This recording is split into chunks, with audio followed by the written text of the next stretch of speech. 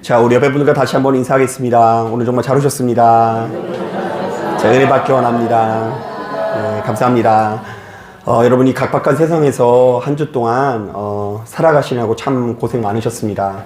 아무쪼록 이 예배에 참석한 저와 여러분들의 10년 가운데 세상이 줄 수 없는 평안과 기쁨이 함께 하시게 되시기를 주님의 이름으로 축복합니다.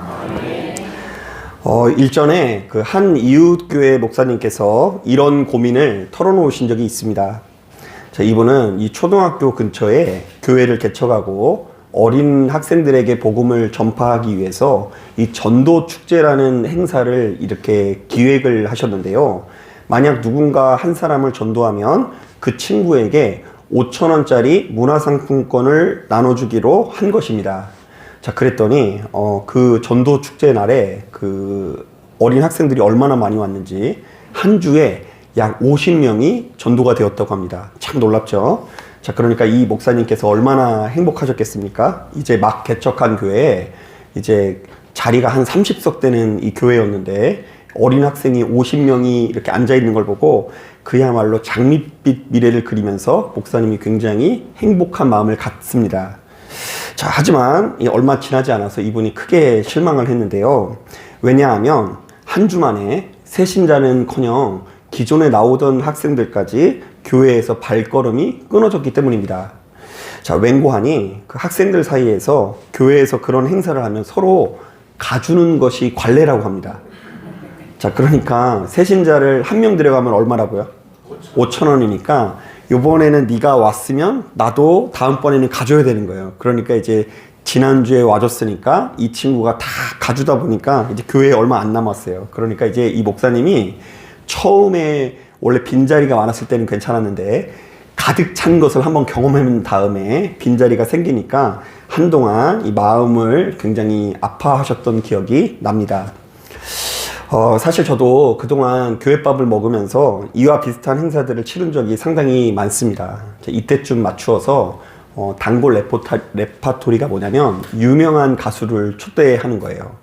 송대관 씨, 태진아 씨 보신 적 있으세요?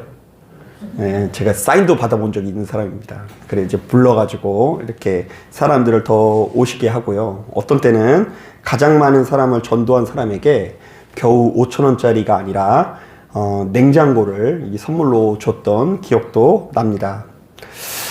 왜냐하면 이 전도는 하나님께서 가장 기뻐하는 것으로서 더 많은 사람들을 전도하는 것이 그리스도인의 본분으로 여긴 것이죠. 자, 그런데 바로 이런 정서를 가진 우리들에게 오늘 우리가 읽은 본문을 보면 굉장히 중요한 메시지가 담겨져 있는데요.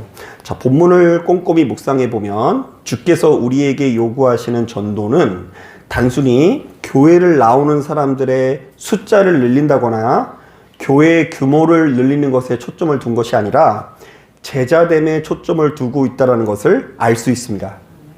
자, 특히 이 19절 보니까 이런 말씀이 있는데요. 한번 따라해 보겠습니다. 너희는 가서 모든 민족을 제자 삼으라. 자, 그렇다면 예수 믿는 우리들은 최대한 많은 사람들을 교회에 데려오는 것도 좋지만 그보다 먼저 누군가를 제자 삼는다는 것이 무엇인지를 알아야 합니다. 자, 본문은 그것을 크게 세 가지로 제시하는데요. 자, 먼저 첫 번째로 누군가에게 아버지와 아들과 성령의 이름으로 세례를 베푸는 것을 의미한다고 합니다. 자, 제자가 된다는 것은 무엇을 받는다는 것이라고요? 세례를 받는 거예요. 사실 이 생각보다 많은 성도님들이 이 세례라는 것을 좀 우습게 여기는 경향이 있는데요. 왜냐하면 이것을 그저 통과 의례쯤으로 여기기 때문입니다. 자, 가만히 보면 우리 성도님들 사이에서 이런 공식이 있는 것 같은데요. 자, 누군가 이제 막 교회를 다니게 되면 제일 먼저 받는 게 뭐예요? 예, 세례이고요. 그리고 세례 받은 사람 중에 조금 믿음이 좋은 사람은 이제 뭐가 되죠? 예, 집사가 되고, 집사들 중에서 그래도 날라다니는 믿음을 가진 사람들은 뭐가 된다고요? 차마 얘기 못 하시겠어요, 우리 권사님? 권사님이 되고 장로님이 된다고 생각하죠. 자, 그러니까 이 세례는 초보자들이나 받는 것이지 그다지 대단한 것이 아니라고 생각하는 경향이 있습니다. 자, 하지만 여러분, 이것은 천만의 말씀인데요. 세례는 신앙의 기초반 수료증 같은 것이 아닙니다. 자, 우리가 받는 이 세례에는 우리의 상상을 초월하는 영적인 무게가 담겨져 있는데요. 자, 오늘 본문 여러분 19절을 눈으로 다시 보세요. 예수께서는 누군가에 가서 그냥 물 뿌려줘라 뭐 이렇게 이야기하지 아니하시고 누구의 이름으로 세례를 베풀라고 하십니까? 아버지와 아들과 성령의 이름으로 세례를 베풀라고 하십니다. 여러분, 사실 이 고대 사회에서 누군가의 이름으로 세례를 받는다라는 것은 그 사람의 소유가 된다라는 의미가 있습니다. 다시 말해 세례를 받는다라는 것은 지금까지 인생의 주인공이 누구였지만 나였지만, 그리고 지금까지 내 인생의 주인공이 돈이었지만 이제부터 내 인생의 주인은 누구시라고요? 하나님이시라고 온 천하에 공포하는 주권 이양식입니다. 자, 그러니까 이것이 어떻게 시시한 일입니까? 지금까지 나를 괴롭히던 악한 기질에 대해서는 죽고 하나님께 대해서는 다시 사는 것. 마귀의 자식에서 하나님의 자녀로 신분 자체가 뒤바뀌는 사건이 바로 세례인 것입니다. 자, 그러므로 우리가 누군가를 제자 삼는다는 것은 단지 그 사람을 교회 의자에 앉혀두는 것을 의미하지 않습니다. 자, 그 영혼이 나는 이제 주님의 것입니다 라는 진정한 신앙 고백이 터져나오게 하는 것. 자, 그로 하여금 십자가의 흔적을 지니게 하는 것, 이것이 바로 제자됨의 첫걸음인 것입니다. 자, 그런데 제가 일전에 한 권사님께서 제가 이런 이야기를 하니까 갑자기 막 가슴을 치면서 후회를 하시더라고요. 어제 말씀을 준비하다가 갑자기 생각이 났는데요. 가만히 들어보니까 이분이 과거에 자녀들을 막 이제 키울 때 있잖아요. 그런데 이 자녀들에게 11조 생활을 가르친다고 얘네들이 11조를 바치지 않으면 엄청나게 혼내거나 심지어 화를 버럭내면서 얘네들이 살고 있는 자취방의 월세금을 끊어버렸대요. 와, 이 정도 엄마가 파워는 좀 있어야 돼요. 그러니까 11조 생활 하라고 하면서 이제 11조 안 하니까 뭘 끊었다고요? 자취방 월세금을 끊어버렸대요. 자, 그런데 지금 생각해 보았더니 자신이 11조만 하라고 했고 그것이 왜 해야 되는지를 충분히 가르치지 못한 것 같다고 하면서 후회를 하시더라고요. 사실 그 권사님이 이것을 가르쳐야 됐죠. 얘들아, 11조는 단순히 돈을 내는 것이 아니란다. 거기에는 이런 신앙의 고백이 담겨져 있어야 돼. 하나님, 나는 물질의 메인 종이 아니라 하나님께 속한 자녀입니다. 내 손에 쥐어진 이 모든 것이 내 능력이 아니라 주님의 은혜로 주어진 것을 인정합니다. 나의 진짜 주인은 돈이 아니라 하나님 한 분뿐이라는 것을 믿습니다. 자, 그런데 자신이 어리석어서 자녀들에게 주인 되신 하나님에 대해서는 가르치지 않고 그저 돈 내는 행위만 가르쳤다고 하면서 눈시울을 붉히시더라고요. 자, 여러분, 이처럼 세례는, 그리고 제자됨은 단순한 종교적 행위가 아니라 내가 누구에게 속했는지를 확인하는 정체성의 싸움인데요. 자, 여러분, 우리가 누군가를 제자로 세운다라는 것은, 그리고 내가 제자로 거듭난다라는 것은 바로 여기서부터 시작되어야 합니다. 자, 그냥 교회만 앉아있는 것이 제자인 것이 아니라 우리의 입술에서 이런 고백이 터져나와야 돼요. 한번 따라해 보겠습니다. 나는 주님의 것입니다. 나의 주인은 오직 예수님이십니다. 여러분, 이러한 모든 고백이 제자됨의 시작인 것을 믿으셔야 돼요. 그래서 이제 이것을 잘 모르면 이제 교회에 나와서 앉아있는 것은 고수가 됩니다.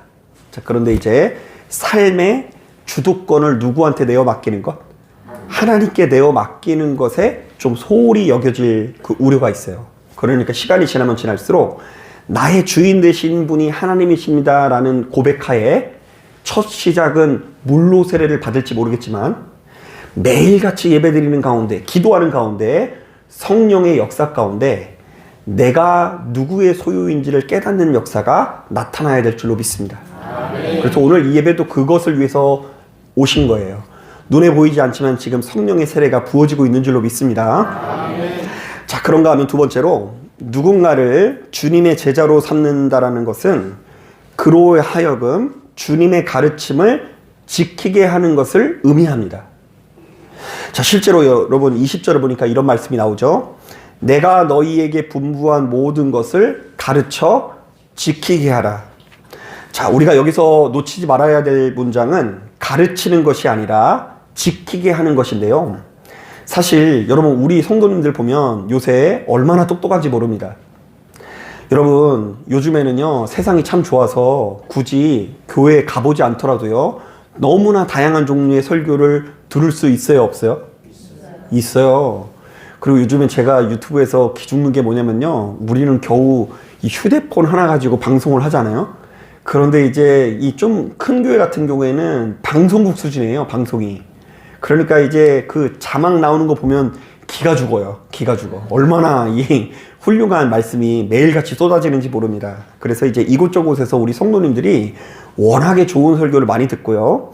성경 공부도 열심히 해서 거의 신학 박사님 같은 분들이 많이 있습니다. 자, 여러분, 하지만 어머니 젖었을 때 예수께서는 너희가 성경 지식을 많이 알게 하라라고 하지 않으셨고요. 그 말씀을 살아내게 하라, 지키게 하라고 명하십니다. 자, 가만히 보면 우리가 흔히 착각하는 것이 있는데요. 많은 분들이 성경 공부를 열심히 해서 그것이 지적으로 동의가 되면 그것이 곧 내 믿음인 줄 아시는 분들이 많더라고요. 자, 와, 이 말씀이 이런 뜻이구나. 혹은, 야, 오늘 목사님이 설교를 끝내게 주게 풀어내시는구나. 여러분, 이런 마음이 들 때가 있어요, 없어요? 여러분, 눈이 보니까 별로 그런 눈이 없는 것 같아요. 가끔씩, 아, 목사님 오늘 이 말씀을 어떻게 이렇게 잘 풀어냈을까? 너무 막 공감이 되고 목사님의 수준이 너무 높은 것 같은 거예요. 그런데 이런 생각이 들면 그런 생각과 동시에 자신의 믿음이 한 뼘 더 성장했다라고 느끼시는 분들이 많이 있어요. 자, 하지만 여러분, 냉정하게 말해 아는 것과 사는 것은 하늘과 땅 차이입니다. 자, 진짜 제자는 이 강의실에서 만들어지는 것이 아니라 치열한 삶의 현장에서 만들어진다는 것을 기억하십시오.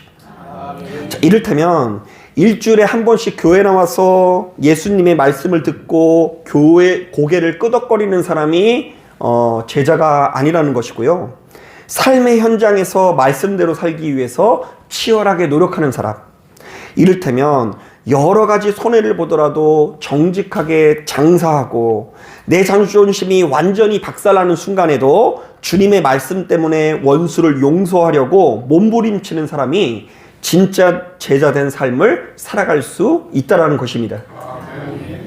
다시 한번 말씀드리지만 우리가 누군가를 제자 삼는다는 것은 그가 성경 지식을 제대로 깨닫도록 선생 노릇하라는 것이 아닙니다. 자, 내가 먼저 말씀대로 살아가는 치열한 본을 보이고 그 사람도 말씀대로 살아갈 수 있도록 옆에서 격려하고 함께 걷는 영적 페이스메이커가 되어주는 것을 의미하는데요.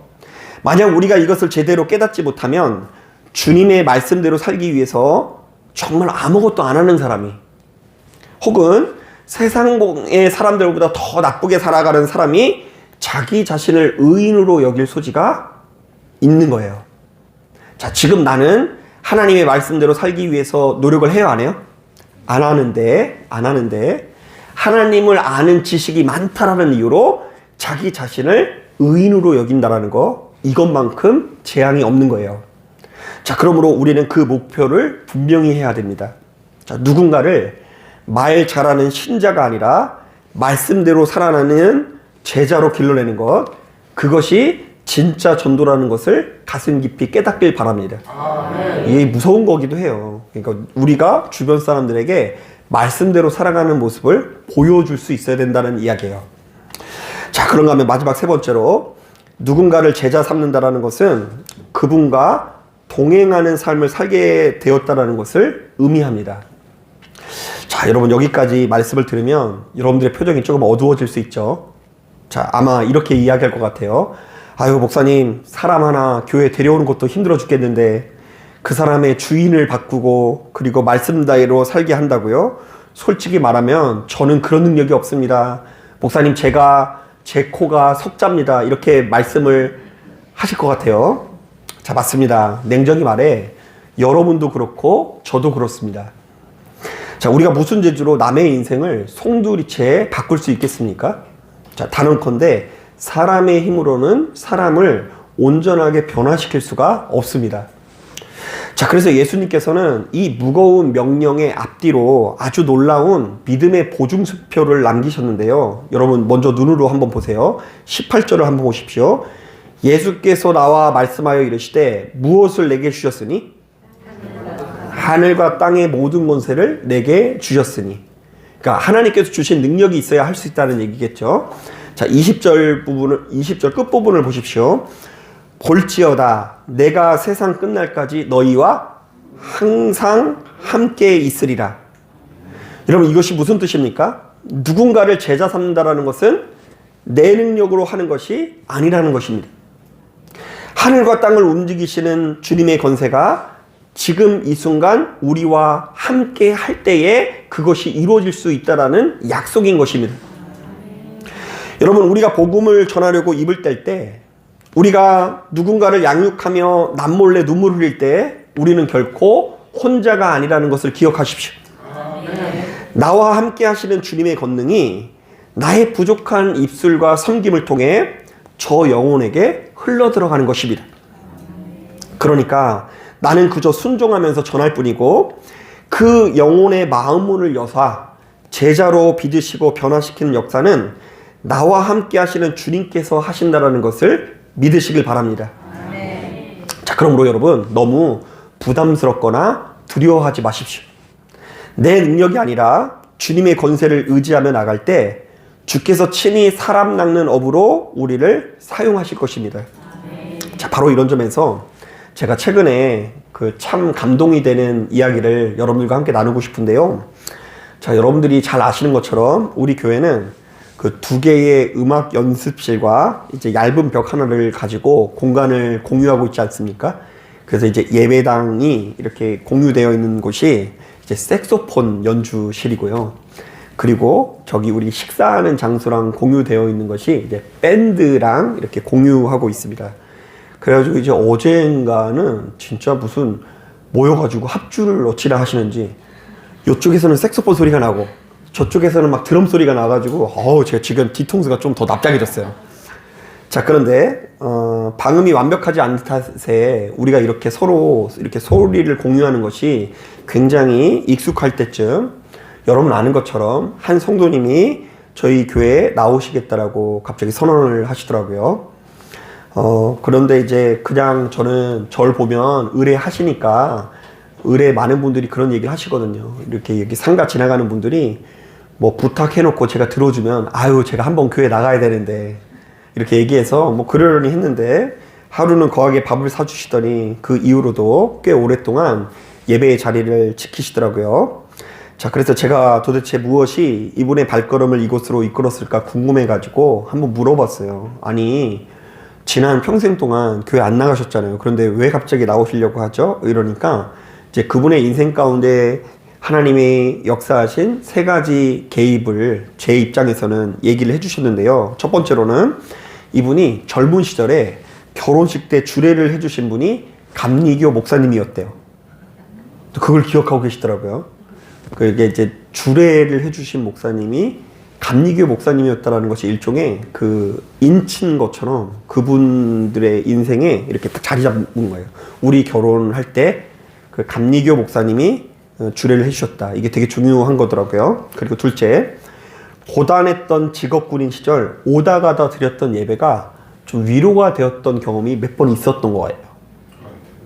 그 직업군인 때 저는 사실 이제 초코파이 뭐 그런 거 먹으러 교회를 많이 다녔던 것 같은데 이제 그 오다 가다 드리는 가운데 위로받았던 기억. 그리고 3번째로는 얼마 전 이 장인 어른의 장례식을 기독교식으로 치르는데 예배 도중 이유를 알 수 없는 눈물이 터져나왔고 그때 교회를 나아가야 되겠다라고 결심했다라는 것입니다. 자, 대화를 나누며 여러분 깊은 전율을 느꼈습니다. 여러분 하나님께서 이분을 부르시기 위해서 얼마나 많은 사람을 도구로 사용하셨는지가 드러나더라고요. 아마 그분들도 모를 거예요. 이름 모를 결혼식 주례 목사님의 수고. 이제 그분들은 자기가 주례해주면서도 이 사람이 그렇게 기억할지 몰랐을 거예요. 그런데 그걸 기억하고 있고요. 군대 군종병과 군목의 헌신, 누군지도 모르겠지만 그 예배를 누군가 성실하게 인도할 때 그 사람이 조금 더 주님께 나아가는 거예요. 장례 예식을 정성껏 집례한 목사님의 섬김. 그 당시만 하더라도 그것이 어떤 결과로 이어질지 모르겠지만 그때 심겨진 씨앗들이 시간을 뚫고 자라나 지금 우리 교회로 한 영혼을 부르신 겁니다. 자, 물론 이것이 어떤 결과로 이어질지 우리는 모릅니다. 자, 그런데 한 영혼을 이끄시는 하나님의 오묘한 섭리와 경륜이 제가 마주하고 보니까 저도 모르게 고개가 숙여지더라고요. 자, 그러면서 드는 생각은 나도 역시 이 한 영혼을 믿음의 길로 인도하는 이 역할 안에서 좋은 역할을 해야 될 텐데 하면서도 때로는 아유 주님 제가 할 수 있을까요? 이런 생각이 들기도 해요. 왜냐하면 이 사람이 복음을 영접한다는 거, 하나님의 말씀을 듣는다는 게 정말 어려운 일이거든요. 자, 그런데 또 이렇게 고백을 하게 되더라고요. 하나님, 나는 할 수 없으니 하나님께서 일하사 이분을 당신의 제자로 삼아 주시옵소서. 자, 여러분, 지금 여러분들이 주님께 인도함을 받는 과정에서 얼마나 많은 사람들의 수고가 있었는지 아세요? 아멘 해주셔야 되는데. 네, 여러분 한 사람이 구원받기 위해서 어쩌면 여러분도 주례 때 누군가가 여러분들을 위해서 그 결혼 예식을 집례하는 그 목사님이 있었을 수도 있고요. 그리고 그냥 아무 이유 없이 어느 예배당에 가가지고 예배를 드렸는데 하루 종일 자다 나왔어. 말씀을 들은 기억이 없어요. 그런데 나도 모르는 사이에 눈에 보이지 않지만 하나님께서 성령의 세례 부어주시사, 인쳐주시사, 우리가 주님의 자단료로 거듭나는 역사, 조금 더 땡겨지는 역사를 누리게 됐고요. 어쩌면 지금 이 말씀을 듣고 있는 이 순간도 여러분들이 하나님께 인도함을 받는 과정에 있어서 하나님의 계획하심이고 하나님의 간섭하심일 수 있다는 생각이 들더라고요. 그 무수히 많은 교회 중에 하필이면 이 교회를 예비하신 이유가 나를 향한 하나님의 계획일 수도 있겠구나. 여러분, 결국 주님의 제자가 된다는 것은 우리가 모든 면에서 유능하고 대단한 존재가 되는 것이 아니라 도리어 모든 면에서 연약하고 부족한 존재이기 때문에 수시로 구분의 도우심을 요청하면서 하나님과 동행하는 삶을 살아가는 것을 의미합니다. 자, 그렇다면 주변 사람들에게 이렇게 전도하는 사람이 되어야 돼요. 한번 따라해 보겠습니다. 나도 연약해서 주님이 필요하듯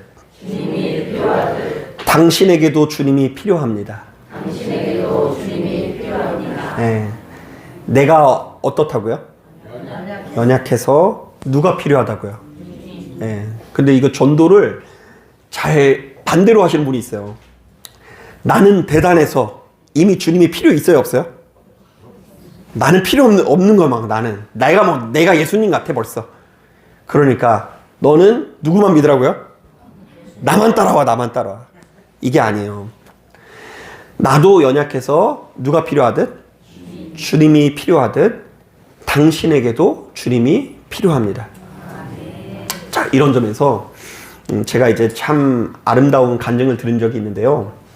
하루는 이제 그 아주 오랫동안 교회를 나오지 않던 남편이 그 아내를 따라서 교회를 나오게 된 거예요.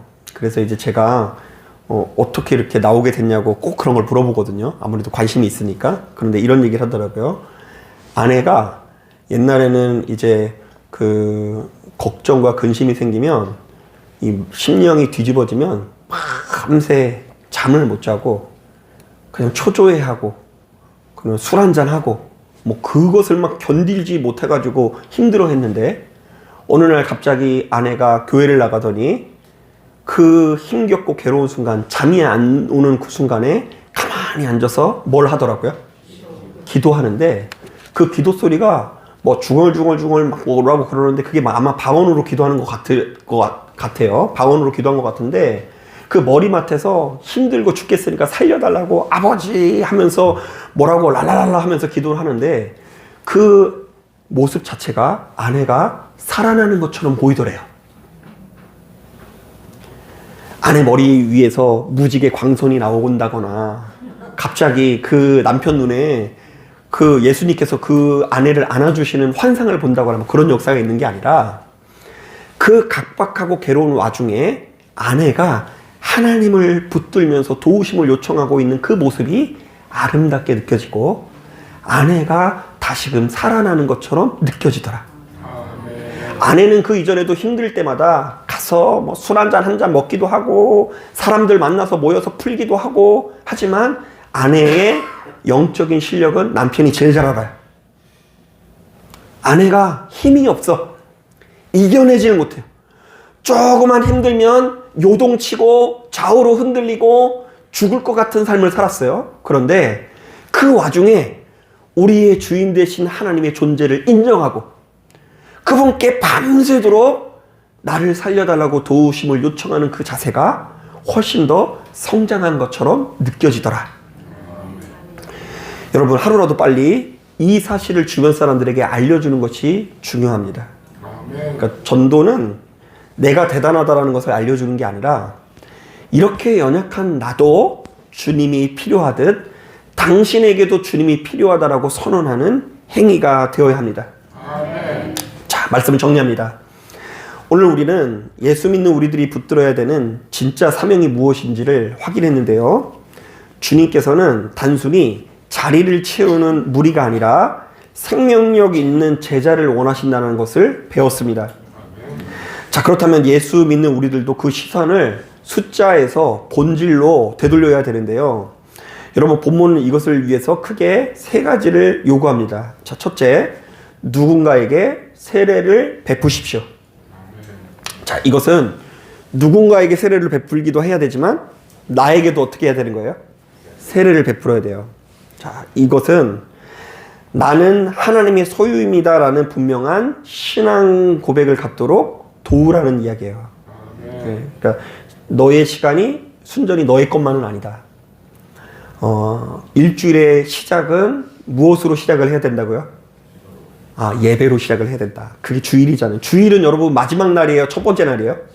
네, 첫 번째 날이에요. 첫 번째 날. 이제 우리는 좀 안식일의 개념이기도 하지만 조금 달라요. 우리는 처음으로 먼저 첫 시간을 하나님께 드린다는 의미로 주일을 지키는 것도 있어요. 그리고 내가 가지고 있는 물질이든 재능이든 내가 가지고 있는 모든 성취는 나의 것만이 아니라 하나님께서 주변 사람들을 살리라고 주신 것이라는 믿음의 고백을 가지고 되도록 돕는 자가 돼야 돼요. 왜냐하면 나의 것이 아니라 누구의 것이기 때문에? 하나님의 것이기 때문에. 자, 그런 걸 두 번째로, 그들이 말씀을 듣는 것으로 만족하지 말고 삶의 현장에서 말씀을 지켜 행하는 사람이 되도록 본을 보십시오. 예, 본을 보이는 게 중요해요. 내가 말씀을 가르치는 사람 말고 말로 이 말씀은 이런 뜻이야, 이거는 뭐 이런 의미가 있어, 뭐 히브리어, 헬라어, 뭐 이게 아니에요. 내가 정말로 이 말씀을 정말로 소중히 여기면서 이 말씀대로 살아가는 모습을 보일 때 그게 권위가 되는 거예요. 자, 마지막 세 번째로, 이 모든 과정이 내 힘이 아닌 세상 끝날까지 함께 하시는 주님의 권세로 이루어짐을 믿고 주님께 도우심을 요청하는 삶을 사십시오. 하다못해 여러분 달리기 시합하기 전에 긴장되면 뭘 해야 돼요? 네, 기도하더라고요, 초등학생들. 네. 그리고 여러분, 우리가 하루 종일 불안과 두려움이 몰려올 때 자꾸 혼자서 그것을 뭐 낑낑대면서 풀려고 해서 해결되는 것이 아닙니다. 그 가운데 그냥 씨름을 하는 거예요. 기도가 아니라 진짜 힘들면 씨름이 돼요. 하나님 앞에 씨름하는 가운데 주님과 동행하는 삶을 살아갈 때에 그 사람이 제자로 인정받을 수 있을 줄로 믿습니다. 아무쪼록 우리 교회가 화려한 군중이 모이는 곳이 아니라, 저도 이제 그런 마음으로 목회를 하는데요, 단 한 사람이라도 진짜 제자를 길러내는 거룩한 믿음의 교회가 되기를 주님의 이름으로 축복합니다. 자, 기도하겠습니다.